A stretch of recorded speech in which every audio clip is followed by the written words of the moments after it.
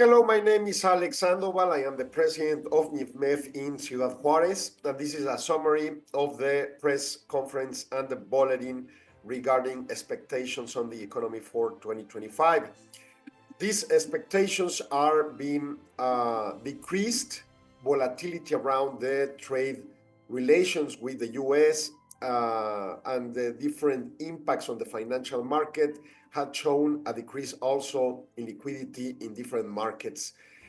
Our survey in April shows deceleration with an expectation of growth, GDP growth for 2025 of 0.2%. It was 0.6 in March, and it was even 1% back in January. Also, 9 of the economists in the survey are showing negative data for the year, and only 2 of them over 1% growth. So the deterioration of this data is constant.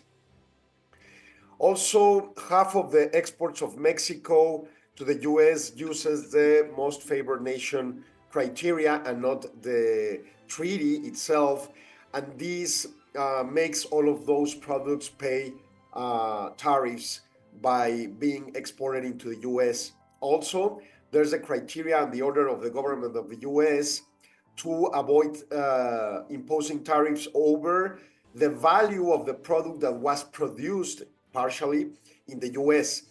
But there are no rules yet, and it has not been implemented. So basically, every product right now is paying tariffs.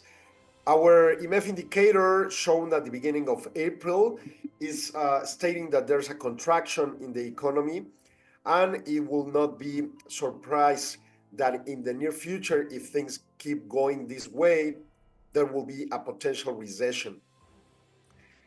Along these data in the expectations, employment will be growing only 220,000 positions. Inflation 3.8%, exchange rate 2090 per US dollar, and the trade deficit 0.9%, more or less the same that in the previous issues. Now, it's an important comment, the following. All this deceleration process didn't begin with these problems with the US and discussions along tariffs and the trade risk that is running Mexico right now.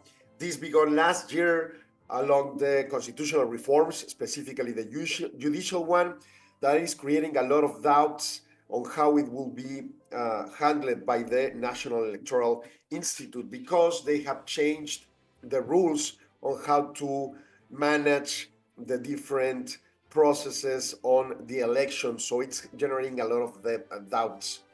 Well, this is the basically information. Also for 2026, we expect a growth for 1.50%, inflation 3.8%, public debt 3.5% of GDP, monetary policy 7.25%, employment 350,000, exchange rate 21.42, a little depreciation, and constant 1% current account deficit. Also, for the IMEF document that we issue every year for the convention, we issued this chapter for this month, issued by Mr. Federico Rubli, who is talking about financial inclusion regarding, more expansion or access to the financial system to women, showing that it will bring better opportunities in the long run for the whole country to keep developing its economy. Obviously, this is not a linked topic to the current situation of the economy, but that is showing that by working along these efforts, Mexico will improve its economy in the long run. Well, that's basically it for this report. Thank you very much for your attention. Bye-bye.